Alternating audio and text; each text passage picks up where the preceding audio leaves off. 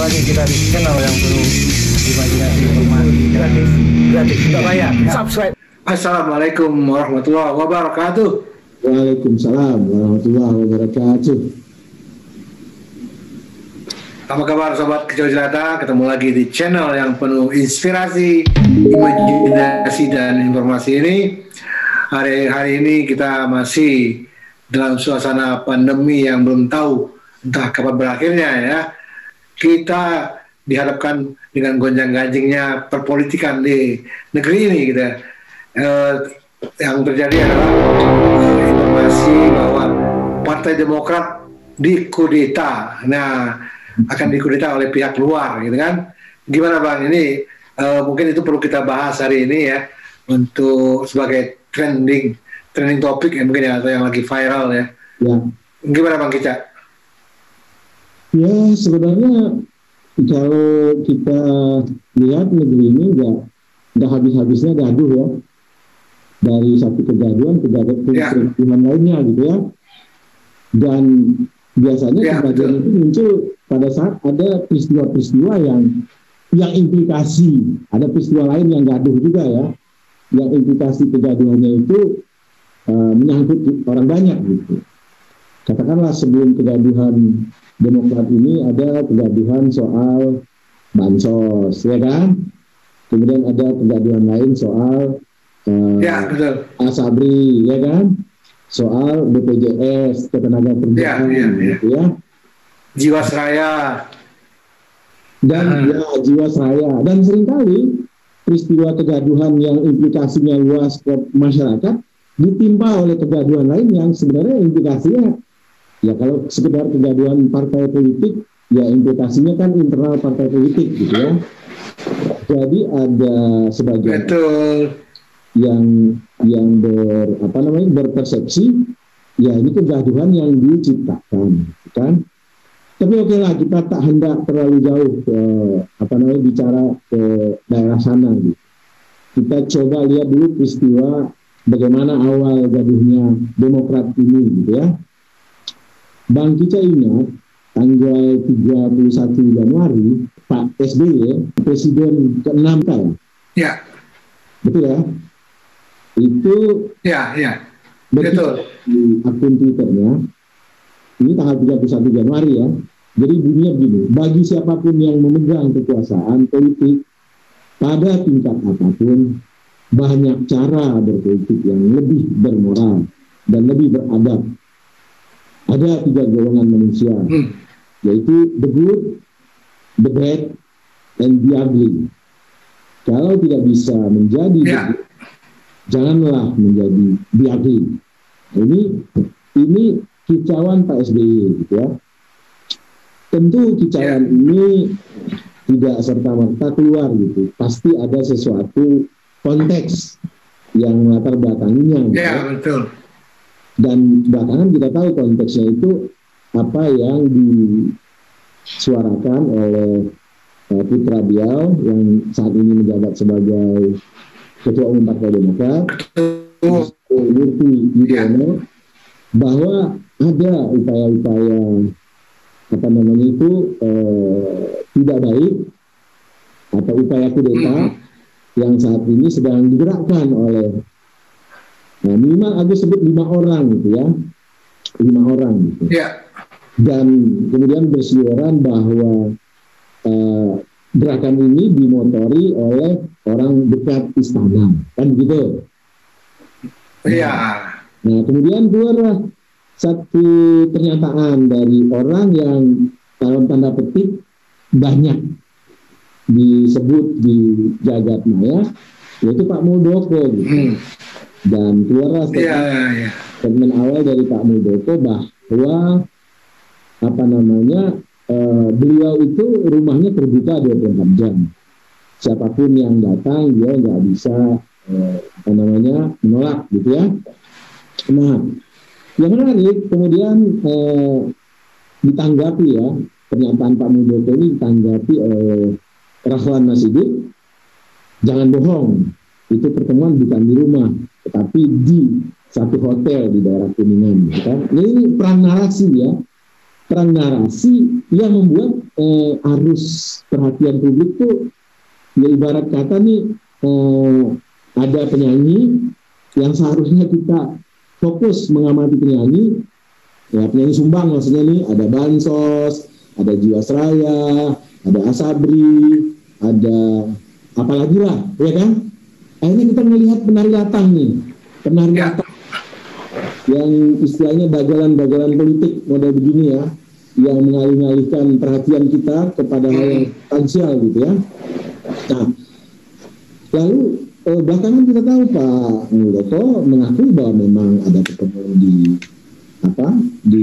hotel di Kuningan, ya sewat gitu loh. Nah ini bentuk lain lagi nih. Emang apa salahnya gitu kan?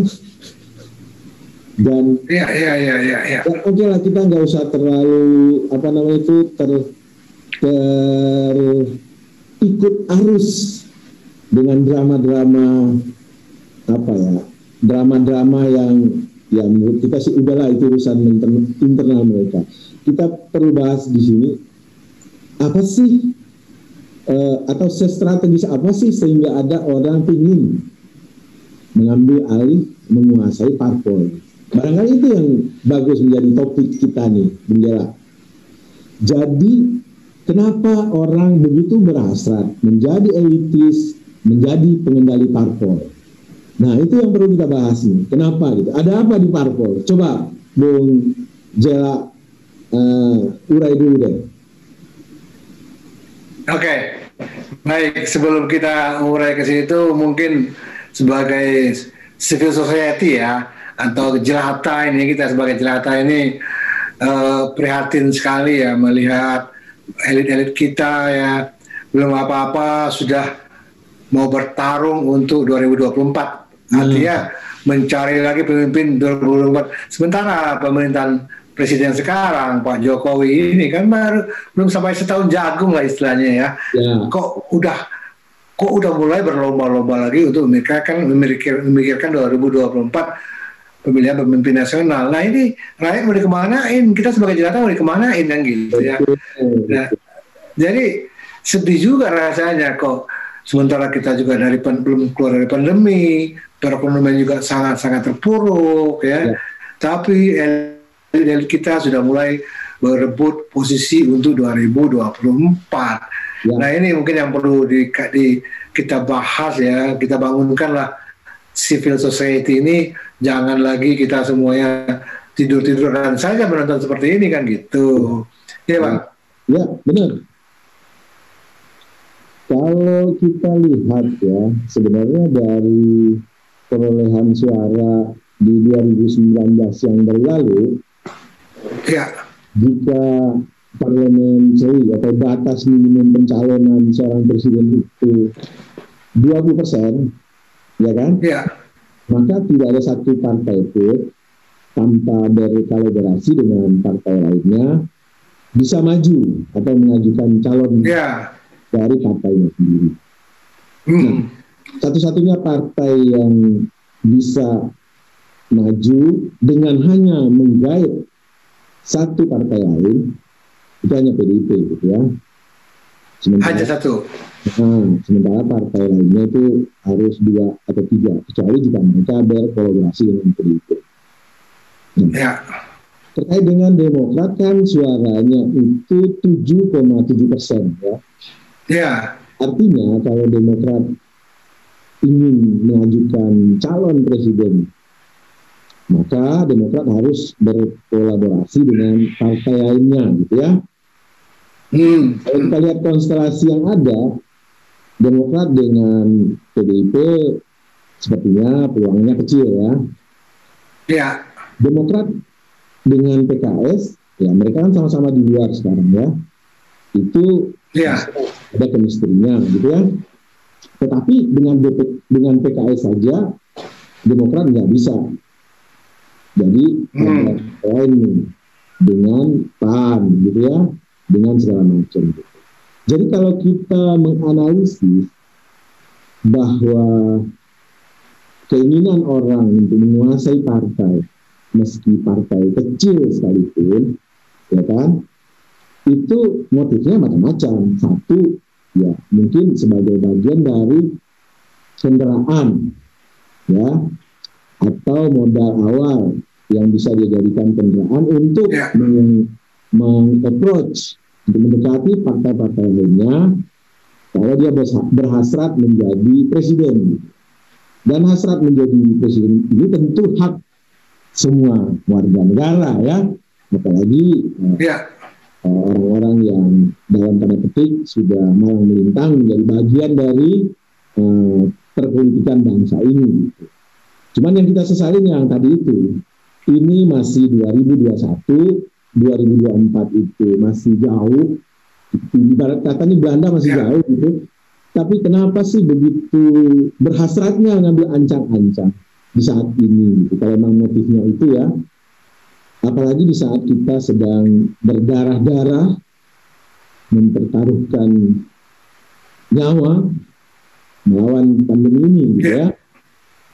Itu yang kedua, kita lihat kenapa orang berhasrat di partai politik, karena memang partai politik ini adalah satu-satunya filter untuk jalan orang menuju kepemimpinan nasional, baik itu di tingkat pusat maupun di tingkat daerah. Itu pemimpin politik, gitu ya. Dan itu tidak terbatas saja pada pemimpin politik, itu juga menyangkut pemimpin-pemimpin lembaga tinggi. Orang menjadi hakim agung, filternya ada di DPR yang representasi dari partai politik.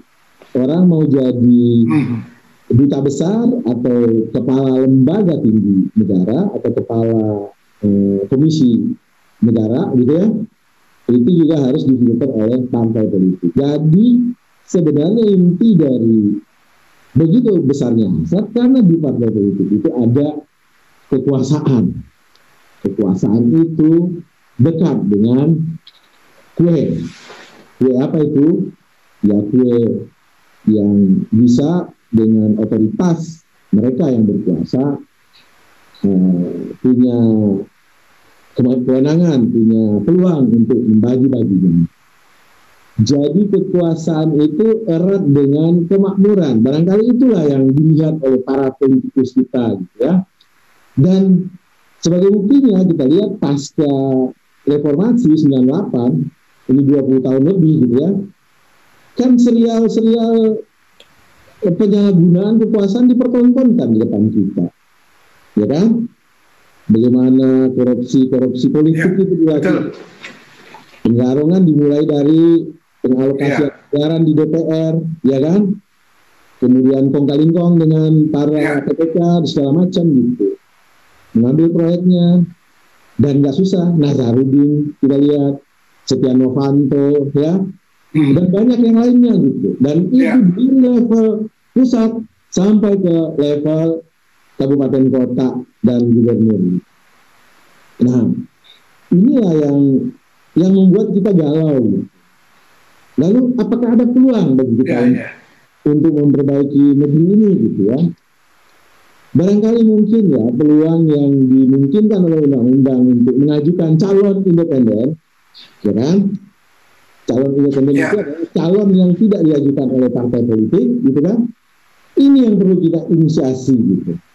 Kita gadang-gadang, kita rapatkan warisan untuk memfilter manusia-manusia tangguh, manusia yang berintegritas, manusia-manusia yang punya kapasitas, manusia-manusia yang punya etikat luhur. Dan kita lihat dari jejak rekamnya, barangkali ini yang perlu kita Bung Jola. Gimana menurut Bung Jola nih? Ya, mungkin sudah waktunya ya kita untuk mempunyai pemikiran-pemikiran alternatif, karena kita sudah memberikan suatu kepercayaan kepada parpol sejak terjadinya reformasi 98. Artinya sudah 22 tahun ya. 22 tahun mereka berkiprah.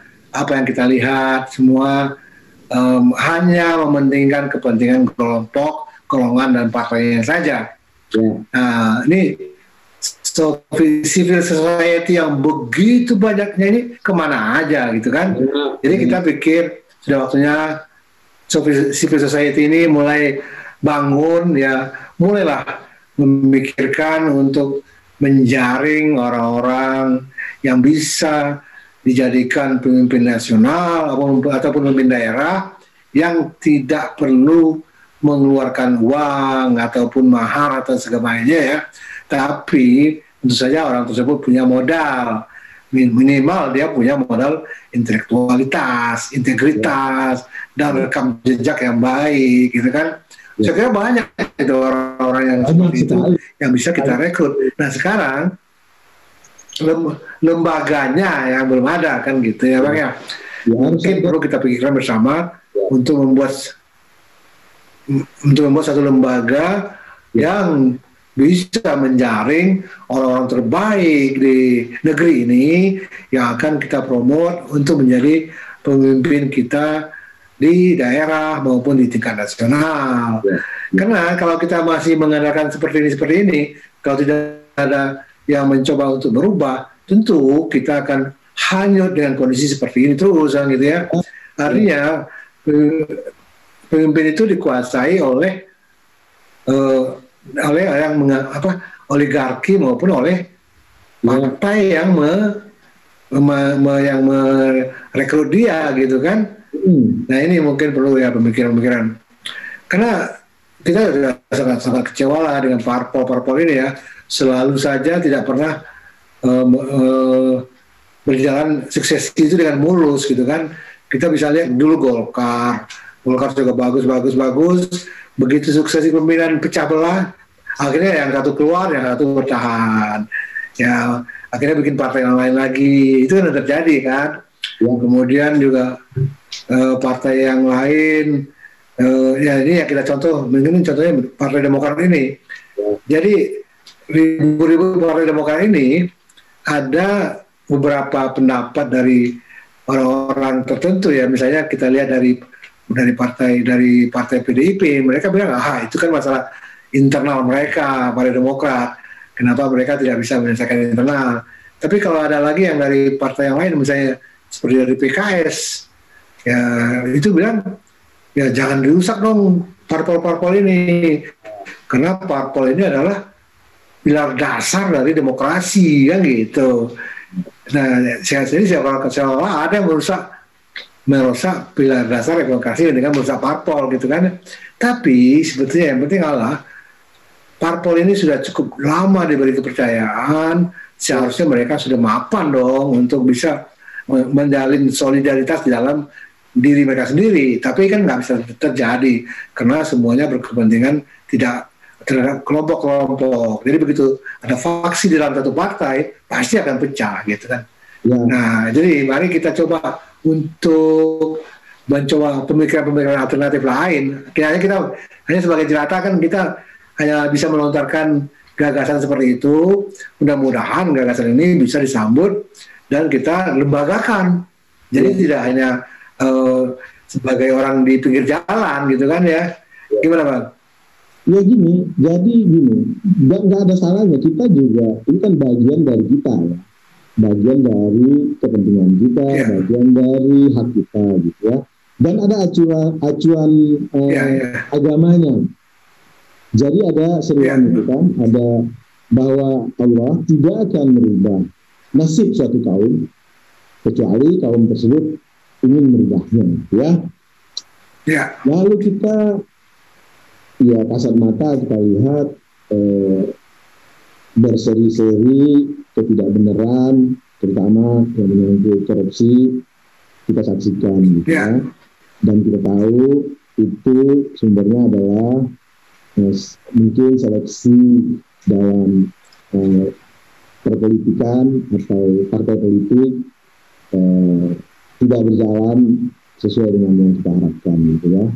Jadi kenapa kita nggak nyari alternatif lain yang dimungkinkan secara undang-undang itu untuk tingkat daerah, untuk pemimpin politik tingkat daerah adalah calon independen. Itu yang kita inginkan. Sebenarnya Bang Richard kemarin itu berharap banyak dari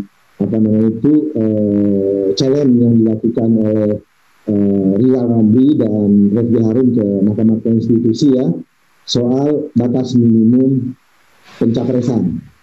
ya, Ya. yang supaya nol ya. Dan logikanya sebenarnya sangat masuk akal. Di tahun 2024 itu semua partai politik habis legitimasinya, ya kan? Karena mandat yang diberikan rakyat itu kan dari pemilu ke pemilu. Artinya kalau ibarat berkendaraan nih, argo sama-sama nol gitu, di tahun 2024 itu gitu. Lalu kenapa argo yang sudah nol ini, modal yang sudah habis ini bisa menjadi dasar untuk menentukan ke depan gitu. Padahal kan ada PDIP, PKS, Demokrat atau even partai baru yang baru ikut pemilu itu argonya mulai dari nol gitu. Nah inilah yang menurut Bang Kicay gak fair gitu. Sudah kuat, infrastruktur dia sudah kuasain, ya kan? Mungkin juga logistiknya banyak, tapi berlomba masih minta difur gitu kan? Nah ini lah gitu. Nah gimana gitu? Ada orang yang ini CC mobilnya udah tinggi, bahan bakarnya udah banyak, masih minta difur dalam berlomba gitu. Gimana Bung? Ya, jadi saya pikir gini, ini pemikiran jelata aja ya. Itu suatu fenomena yang harus kita bersama-sama memikirkannya, dan kita tahu bahwa gugatan dari Ramli maupun Refli Harun itu kan sudah kandas di Mahkamah Konstitusi ya. Dan mungkin pada video yang akan datang nih kita akan lebih fokus membahas mengenai masalah calon independen ini dan juga lembaga-lembaga yang harus kita dirikan untuk mulai memberikan memikirkan bagaimana caranya untuk merekrut calon independen yang gitu kan ya. Karena kita sudah melihat banyak terjadi calon independen selama ini itu tidak lebih karena supaya menghindari jangan terjadi calon kuat melawan kursi kosong gitu kan ya. Jadi calon itu seolah-olah hanya calon yang diciptakan. Nah ini kita nggak mau. Mungkin kita akan bahas lebih dalam nanti di video-video kita yang akan datang. Jadi jangan lupa sobat-sobat Kicau Jelata untuk selalu pantau channel ini karena kita akan menggali lebih jauh lagi mengenai pemikiran-pemikiran alternatif untuk perbaikan bangsa ini atau negeri ini pada masa yang akan datang. Mungkin Bang kita ada statement close untuk penutupannya gimana? Ya begini, politik itu bagian dari keseharian kita. Mulai kita bangun tidur sampai kita tidur lagi, di sana ada politik. Di rekening listrik yang kita bayar ada politik, ya kan? Di sayur yang kita beli di depan rumah dari gerobak tukang sayur ada politik. Di beras, di uang sekolah kita ada politik. Jadi politik itu bagian dari diri kita. Jadi jangan apolitik, mari berpolitik. Dan politik itu tujuannya adalah distribusi keadilan sosial. Jika politik menunjukkan wajahnya mendistribusikan keadilan sosial, maka itulah yang sejatinya politik. Tetapi jika ada pelaku politik yang menunjukkan tidak mendistribusikan keadilan sosial, tapi berbuat hal-hal yang merugikan sosial, maka orang tersebut adalah asosial dan dia bukan berpolitik, tapi berpolitik. Dan orang-orang ini harus kita hilangkan dari negeri tercinta ini. Begitu, Bung Jala. Oke, baik. Kalau begitu mari kita berpolitik. Tapi jangan politik jalanan, jangan politik warung, tapi coba kita pikirkan untuk berpolitik di lembaga yang resmi, yang bukan lembaga gelap. Baik, demikian dulu kicau kita hari ini. Semoga sobat Kicau Jelata selalu sehat dan walafiat. Assalamualaikum warahmatullahi wabarakatuh. Salam sehat dan bahagia. Warahmatullahi wabarakatuh.